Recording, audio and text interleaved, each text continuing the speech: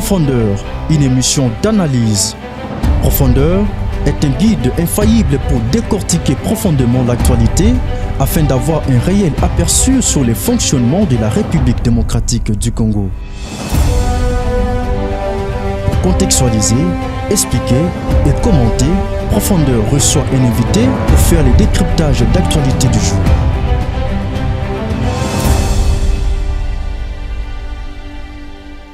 iWeb.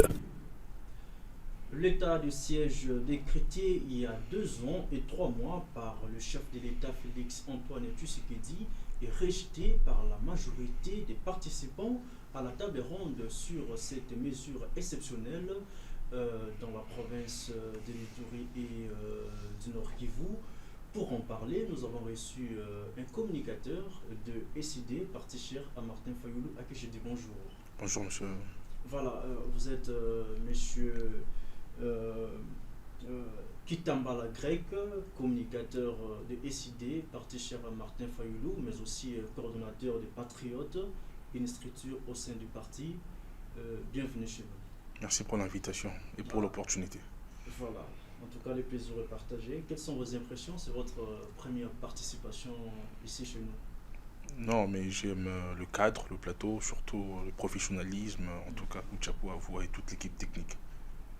Voilà, comme annoncé, chers auditeurs de iWeb, nous allons parler de ce sujet qui fait couler beaucoup d'encre et salive, non seulement à Kinshasa, où s'est tenue voilà, la table ronde sur l'état de siège, mais aussi dans l'ensemble de la République démocratique du Congo. D'abord, nous allons commencer par faire une évaluation. Il y a de cela 2 ans et 3 mois que le chef de l'État avait pris cette décision d'instaurer l'état de siège dans des provinces de l'Est. Il s'agit de l'Ituri et du Nord Kivu. 3 ans, 2 ans après, comment se présente le bilan selon vous? Merci pour la thématique, elle est pertinente. Moi, je dirais que lorsque cette mesure a été décrétée, nous étions les premières personnes à dire non à l'état de siège. Martin Fayoulou était le premier leader politique dans ce pays qui a dit non à cet état de siège. Parce que l'état de siège, c'était un théâtre organisé par M. Tshisekedi en son régime pour voler, pour piller à l'Ituri au Nord Kivu. Première conséquence de l'état de siège, c'est d'abord le fait de nommer des gouverneurs militaires dans ces provinces. Et ces conséquences ont entraîné ce qu'on appelle l'hémorragie de l'état de droit dans ces provinces. Parce que, posez-vous la question, mon cher frère, lorsque vous nommez un gouverneur militaire, il y a des fonctions administratives, il y a des fonctions de bureau. Ce gouverneur militaire devient en même temps bureaucrate. Il devient en même temps administrateur. La question que je me pose, comment va-t-il se départager? À quel moment il va attaquer le terrain et à quel moment il va s'occuper des affaires administratives? Ça, c'est d'abord le premier élément que nous avons relevé. Le deuxième élément, lorsque l'état du siège a été décrété, Bunagana a été libre. C'est sous état du siège qu'on a conquis Bunagana. À l'heure où je vous parle, il y a plus de 114 villages qui ont été désertés. À l'heure où je vous parle, il y a des massacres. À l'heure où je vous parle, il y a des femmes qui sont violées à l'est du pays. À l'heure où je vous parle, il y a une multiplicité de cadavres, des mutilations de cadavres. Et à l'heure où je vous parle, il y a des militaires qui même ont détourné des fonds qui étaient affectés, n'est-ce pas, pour établir la paix dans ces régions-là. Alors nous, on dit que c'est un échec. Un échec, alors vous parlez du gouverneur militaire qui n'a pas su jouer son rôle pleinement sous l'état de siège, mais la Constitution le veut ainsi. C'est-à-dire, pendant les temps de siège, le gouverneur a les pleins droits, par exemple, En fait, on met de côté la Constitution, en quelque sorte, pour chercher les voies et moyens, imposer la paix dans la partie est du pays, de manière générale. Oui, bien sûr, je vous le concède. L'état de siège a été décrété pour une situation exceptionnelle. Le but de cet état, c'était d'instaurer la paix dans les zones de combat. C'est pourquoi on a décrété l'état de siège. Ce n'était pas pour s'amuser, mais il y avait un objectif précis qui était d'instaurer la paix dans ces zones-là et de récupérer les territoires qui ont été conquis par l'ennemi. de stopper la progression. L'objectif n'a pas été atteint parce que nous vivons aujourd'hui une situation paradoxale. Nous vivons aujourd'hui l'inverse, c'est le contraire. Au lieu d'instaurer la paix, par contre, l'ennemi a progressé. L'ennemi a fait une avancée majeure. Au lieu d'instaurer la paix, par contre, les nombres de cadavres se sont multipliés. Alors, dites-moi, en quoi ce bilan est positif? C'est un échec. Et ce qui fait le plus mal, c'est que, vous savez, l'opposition, moi je l'ai toujours dit partout où je vais, dans un pays où prône la démocratie, l'opposition joue le rôle de critiquer le pouvoir, mais aussi de proposer des pistes de solutions. Nous allons arriver aux propositions d'ailleurs. D'accord. Restons d'abord sur l'évaluation, mais vous dites que sous état de siège, Bunagana ou la cité de Bunagana a été prise par la rébellion du 1-23. Bien sûr. Mais c'est aussi sous l'état de siège que beaucoup de territoires jadis occupés par les rebelles ont été récupérés par les forces armées de la République démocratique du Congo. N'est-ce pas un acquis à l'actif des gouverneurs de ces deux provinces? Est-ce qu'on peut savoir quel est ce territoire qui a été récupéré? Vu que vous en parlez de manière vague, peut-on avoir la précision sur ce territoire? Parce que moi qui vous parle, je n'ai reçu aucune information. Je ne suis pas sûr que les territoires ont été reconquéris.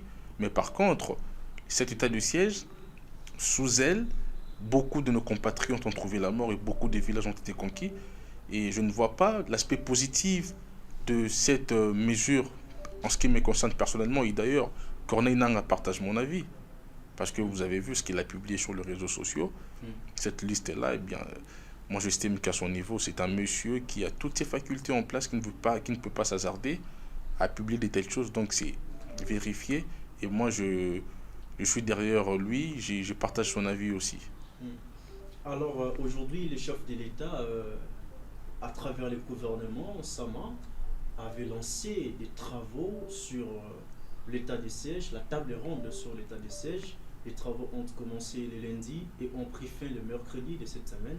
Les résultats finaux de cette rencontre seront soumis au chef de l'État pour appréciation. Que peut-on attendre de la décision que le chef prendra par rapport à l'avenir de l'état des sièges? Ça ne nous concerne pas. Nous, en tout cas, en ce qui concerne les idées, nous ne sommes pas liés à sa décision. Parce que comment trouvez-vous raisonnable? Qu'est-ce que vous proposez au président de la République? Non, je vais en arriver. Qu'il maintienne l'état des sièges? On ne propose rien. Non, on ne propose rien. Parce que nous, quand on propose, on n'écoute pas, on joue à la sourde oreille. Quand ça barde, quand il y a des conséquences, on cherche des boucs émissaires. Monsieur le journaliste, comment expliquer?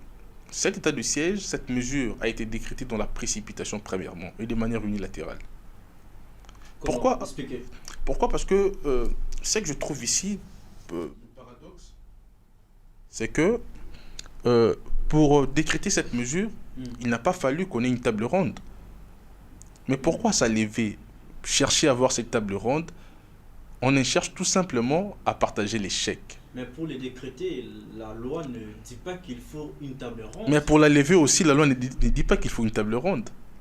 Il peut lever comme il peut lever cette... C'est pas une façon pour Tshisekedi d'intéresser les autres... Non, c'est une façon de Tshisekedi de partager son échec. On dit que la victoire a 1000 pères, n'est-ce pas? Et l'échec est orphelin. Mais lui, il veut faire le contraire. Il veut faire le contraire, tout simplement. Que M. Tshisekedi assume ses responsabilités. Il a échoué, qu'il en assume les conséquences. C'est ça même le comportement d'un homme fort. Vouloir chercher des boucs émissaires, je trouve que ça c'est une lâcheté politique de sa part. Et voilà qu'il s'assume. Il n'a pas écouté qu'il s'assume. Nous tous, vu que vous me parlez de propositions, vous savez, aujourd'hui, le Congolais... Il y a 3 pistes, je vous rappelle. Donc, 1, qu'on maintienne l'état de siège. 2, qu'on les requalifie. 3, qu'on les lève carrément. La requalification n'a pas une valeur constitutionnelle. Donc vous êtes pour le maintien et la... Non, nulle part dans la Constitution on prévoit cette requalification. Mais non, je ne suis pas pour le maintien. Parce que je vous ai dit, parmi les premières personnes à crier dans la rue, c'était nous, ICD. C'était Martin Fayulu qui a refusé, n'est-ce pas, l'implantation de cet état de siège. Parce que nous avons trouvé inapproprié. Ce que le Congolais recherche aujourd'hui, nous avons des solutions à leurs problèmes. Vous, de l'ICD, vous avez des solutions? Bien sûr que nous avons, bien sûr. Et ces solutions se trouvent dans les manifestes de Kisangani. Et la seule façon pour que ces projets puissent voir le jour, c'est tout simplement de remettre le pays à celui qui peut nous mener au bon port. C'est le président élu Martin Fayoulou. Mais Tant vous n'êtes pas partant au processus électoral. Comment est-ce que vous allez implémenter votre projet pour Non, le décollement de ces grands pays, la RDC? peut-être que l'opinion n'a pas encore saisi la quintessence du discours du président. Nous sommes partants pour les élections, mais quel genre d'élections? Nous maintenons plus pour la qualité, voilà. Nous sommes par rapport à la forme. C'est-à-dire que nous voulons les élections, on n'a jamais boycotté les élections.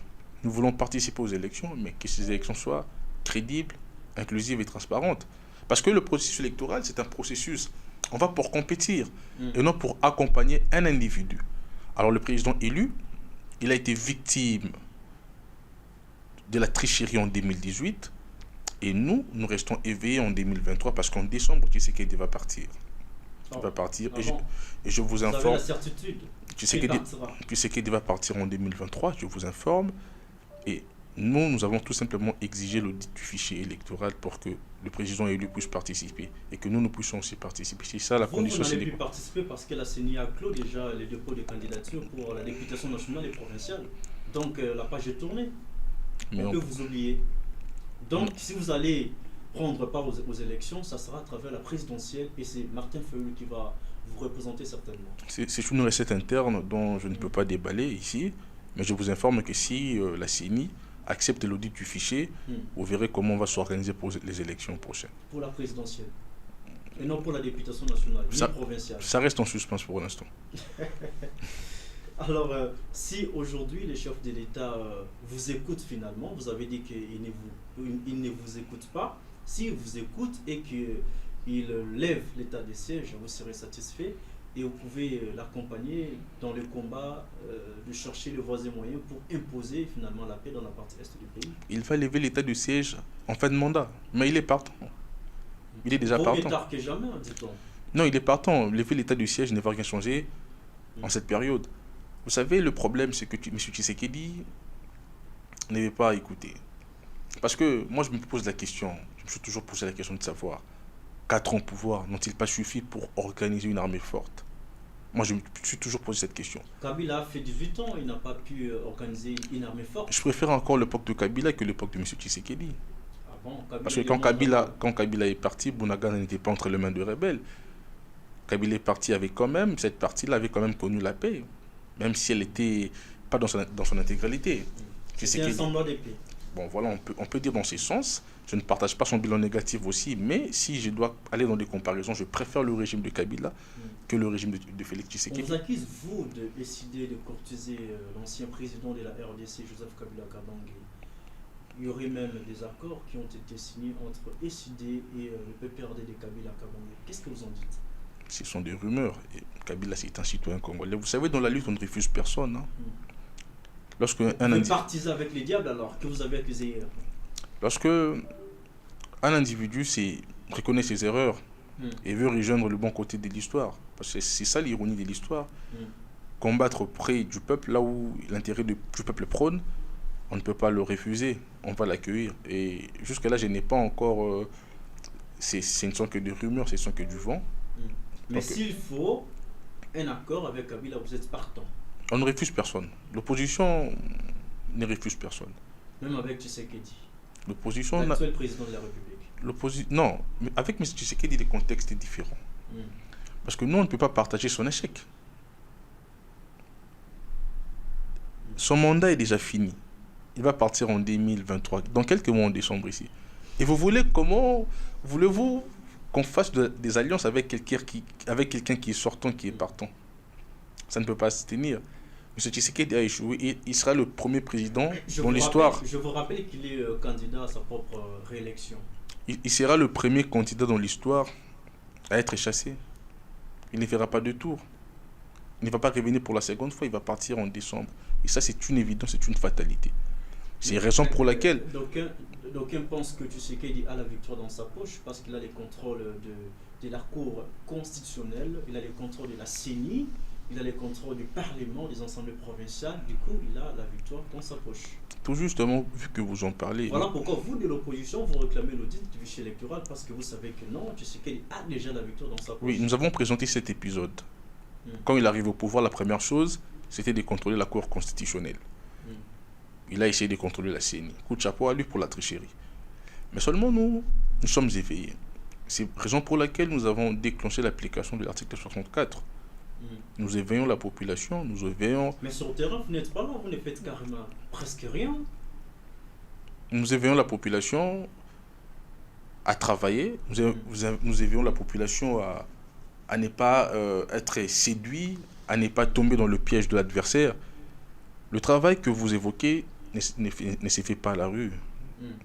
Le travail est en interne, parce que nous sommes un parti sérieux, nous travaillons à l'interne, nous avons nos stratégies de terrain, nous savons ce que nous préparons, et je vous informe que s'il n'y a pas d'audit du fichier électoral, il n'y aura jamais d'élection en RDC. Parce que le peuple congolais ne voudra pas qu'on puisse laisser encore à M. Tshisekedi de faire la fraude électorale, pour cette fois encore. Qu'est-ce qui se cacherait derrière l'audit du fichier électoral? Parce que le fichier a été déjà audité.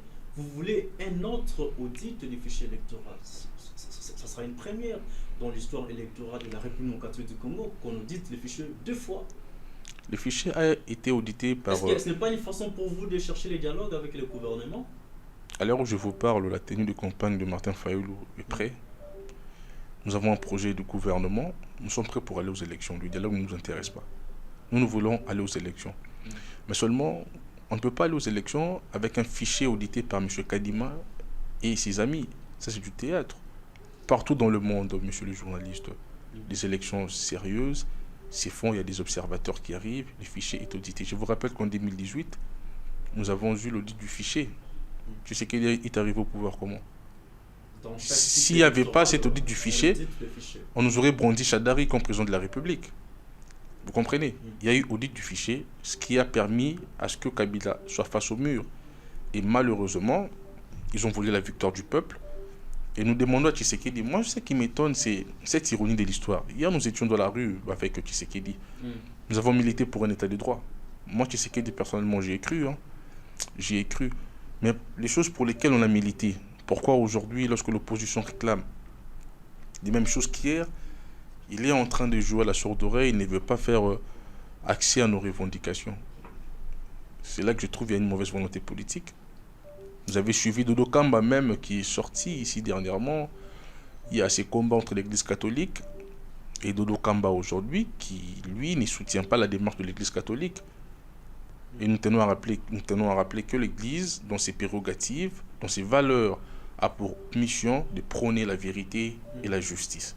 L'église s'est proposée pour auditer les fichiers électoraux. D'accord. C'est l'église catholique à travers la SEMCO et ECC. Nous appuyons cette démarche.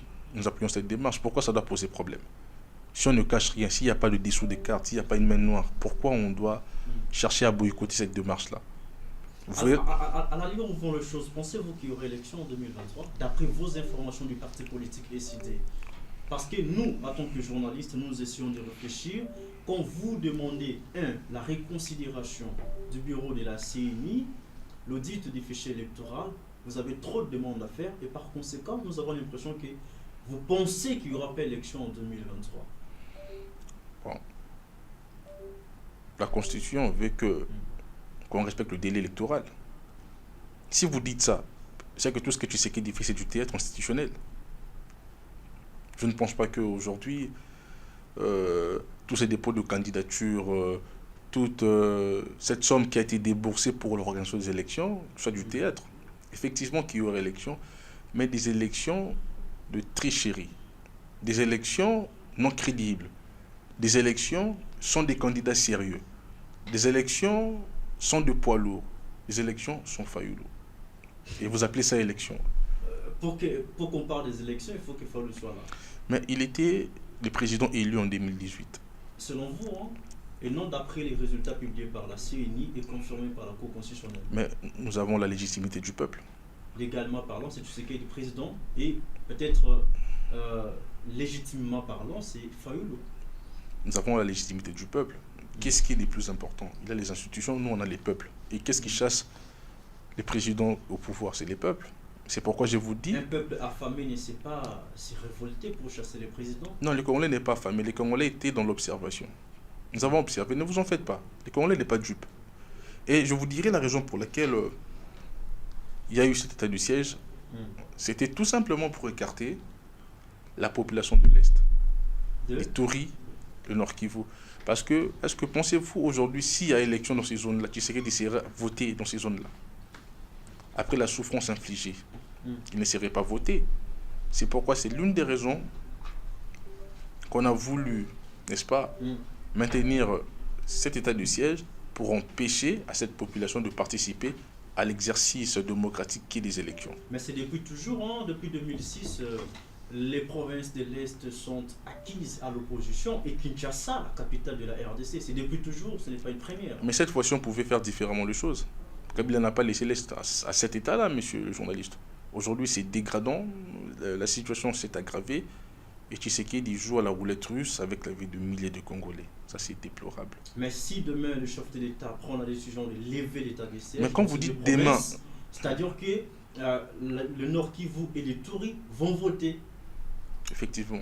Et nous, nous souhaitons d'ailleurs cette levée de l'état de siège parce que derrière cette mesure se cache un terrain de crime, de rapine, de meurtre et un terrain. Vous allez vous rendre compte que ceux qui sont aux affaires ici à la capitale, ce sont les mêmes qui gèrent les richesses de manière frauduleuse à l'est du pays. C'est un réseau, c'est tout un réseau organisé. Cet état de siège doit être maintenu pour profiter à cet enrichissement illicite. Parce qu'on sait que la levée de cet état de siège, nous allons rentrer dans la situation initiale. Et ce qui ne sera pas quelque chose de bon pour le gouvernement en place. Alors, l'actualité, c'est aussi le procès de Salomon Kalonda. Il vient d'être à Ndolo tout à l'heure. L'audience est renvoyée pour le 17 août. Et il y a plusieurs griefs qui sont retenus contre Salomon Kalonda. Vous êtes de l'opposition, M. Kitambala Grec. Il s'agit entre autres de ces greffes, c'est-à-dire le 22 mai 2022, Salomon Kalonda s'est fait remettre par le nommé Patrick Nundo, agent de l'ANER, par WhatsApp les images de tenues et des bottines militaires soigneusement et secrètement choisies par la hiérarchie militaire. Donc on accuse, pour ne pas reprendre tous les greffes qui sont cités ici, par exemple l'effet d'entretenir des intelligences avec une puissance étrangère en vue de susciter des hostilités ou des actes d'agression contre plutôt la République. L'effet de fournir à une puissance étrangère les moyens d'entreprendre des hostilités ou d'accomplir des actes d'agression contre la République. Donc il y a plusieurs greffes qui sont retenues. On retient que Salomon Kalonda travaille des mèches avec les agresseurs de la République démocratique du Congo. Que dites-vous de toutes ces accusations qui sont aujourd'hui officiellement connues? Non, ça c'est la blague de l'année. L'affaire de Salomon Escadela, moi j'ai jamais compris. Parce qu'avant c'était qu'il était belge, tantôt il a deux armes, tantôt les griefs changent. Je n'ai jamais saisi la quintessence de son arrestation. Le port illégal de l'arme n'est plus retenu comme parmi les greffes contre Salomon Kalonda. Mais ça c'est grave. Mais moi je suis juriste pénaliste de fond. J'aimerais d'abord commenter par rapport à son arrestation, par rapport à la forme. Allez-y. Parce que vous savez, la loi donne au ministère public les prérogatives de mettre en détention une personne. Et ce délai, c'est de 15 jours. Je me demande, dans les conditions de M. Salomon Escadela, est-ce que les conditions de l'article 27 du décret du 6 août 1959 portant code de procédure pénale a été respecté? Je me pose la question. Parce qu'il a été arrêté. Vous verrez que depuis son arrestation jusqu'à aujourd'hui, est-ce qu'il a été entendu? Il a fait 15 jours. Est-ce que pour renouveler ces délais-là, le ministère public a-t-il eu l'autorisation du juge en chambre de conseil? Je ne pense pas. Si c'est le cas, la procédure a été respectée. Mais si ce n'est pas le cas, nous disons qu'il y a vice de procédure, d'abord par rapport à la forme, par rapport à son arrestation. Et quand... si je dois attaquer le fond, je dirais que la justice ne doit pas être instrumentalisée, monsieur le journaliste. Vous pensez que la justice était Parce instrumentalisée par le régime Tshisekedi? Je vous informe, c'est un semblant de démocratie que nous vivons dans ce pays. Pourquoi seulement la traque des opposants? Pourquoi seulement les opposants? L'union sacrée, c'est devenu une sorte de blanchisserie, une sorte de... Lorsque vous êtes à l'union sacrée, vous êtes intouchable. Mais lorsque vous êtes à l'opposition, attention, là, il ne faut pas parler, hein, parce que vous risquez de graves sanctions. La justice, ce n'est pas pour rien que des grands auteurs ont voulu qu'il y ait la séparation du pouvoir. N'est-ce pas? La justice doit œuvrer indépendant. Et notre justice est instrumentalisée. Vous me parlez de Salomon Escadela aujourd'hui, mais on a oublié les circonstances de la mort de Chérubin Okende. Aujourd'hui, où sont les enquêtes? On en parle presque plus, hein? Mais c'est fini. Ils sont venus avec la francophonie pour distraire le peuple et pour que cette histoire s'oublie. Aujourd'hui, cette histoire est dans nos oubliettes. Où en sommes-nous avec les enquêtes de Chérubin Okende? Mais activer l'article 64 de la Constitution pour réveiller le peuple congolais. Non, mais vu qu'on va nous renvoyer à la justice, et moi je suis analyste, j'analyse. Voilà. Et si je suis dans les suppositions, je n'affirme rien.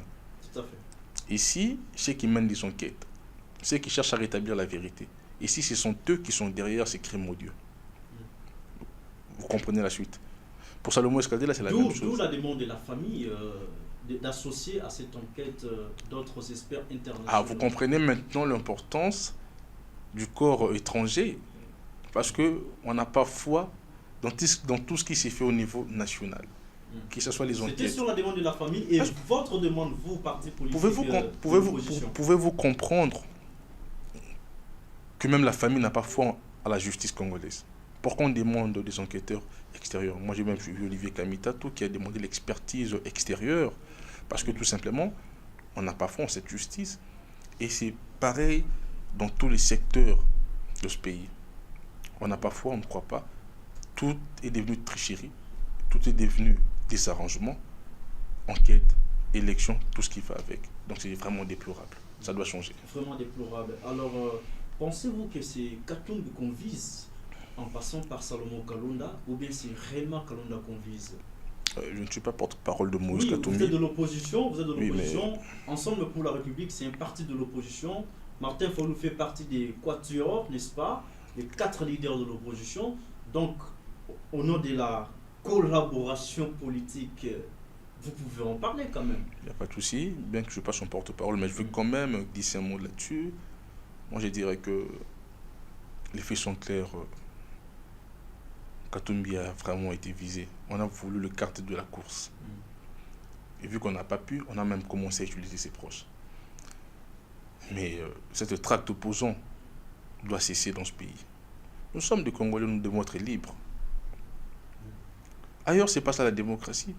Ailleurs, les opposants haussent les tons. Il n'y a qu'en Afrique, et particulièrement ici, que les opposants ne peuvent pas hausser les tons. Lorsque nous parlons, nous dérangeons, eh bien, c'est la police. Et ce que je trouve vraiment aberrant, ce que je trouve triste, c'est que s'il n'y a pas d'opposition dans un pays, ne vous attendez jamais au développement. Je sais qu'il ici, il est intelligent, il devrait laisser les opposants, il devrait être à l'écoute des opposants. Qu'est-ce que vous dites? Qu'est-ce qui ne marche pas? D'accord, j'entends, j'applique.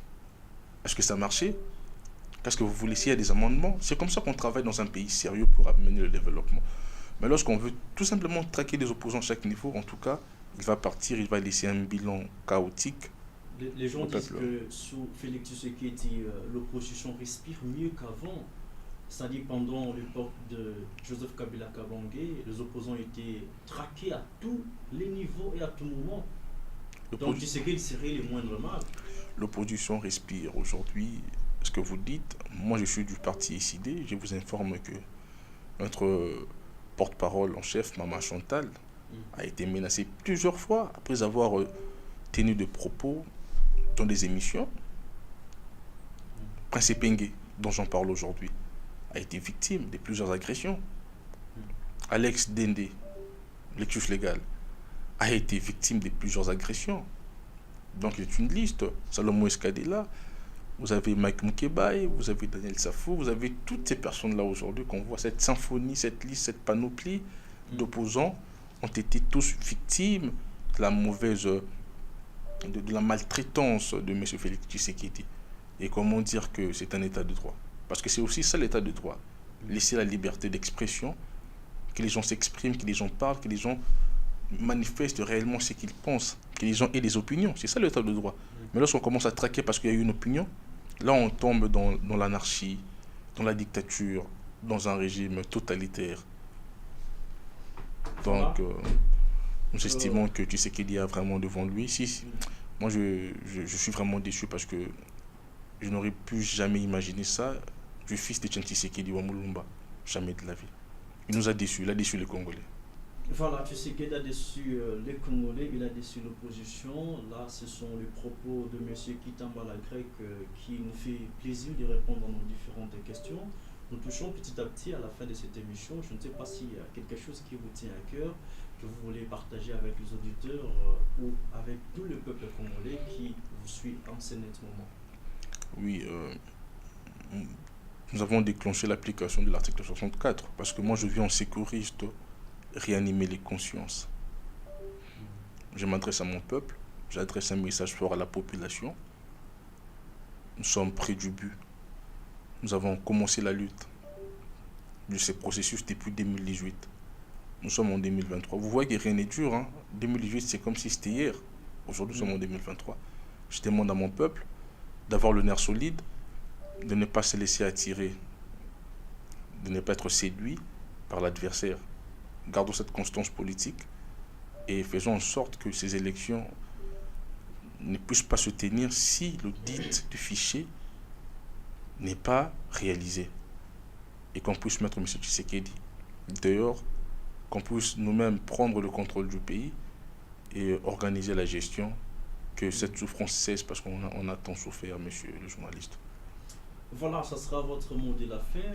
Merci d'être là et merci d'avoir répondu à nos différentes questions. Monsieur Kitambala Grec, je rappelle que vous êtes communicateur de UCD, parti cher à Martin Fayoulou, mais aussi coordonnateur des Patriotes, une structure au sein du parti de Martin Fayoulou, ancien candidat malheureux à l'élection présidentielle de 2018. Merci d'être là et merci à vous aussi, chers auditeurs, chers internautes de iWeb. Nous avons mis fin à cette émission. Merci à l'équipe technique, merci à ceux qui fabriquent et réalisent cette émission. Le prochain rendez-vous est pris pour le vendredi prochain, à la même heure et avec la même dose de plaisir. Au revoir.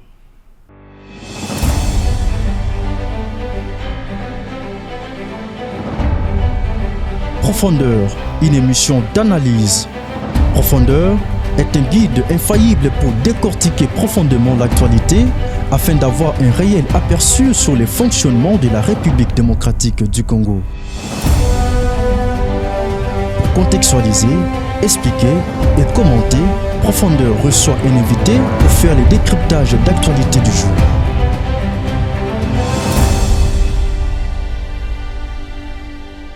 iWeb.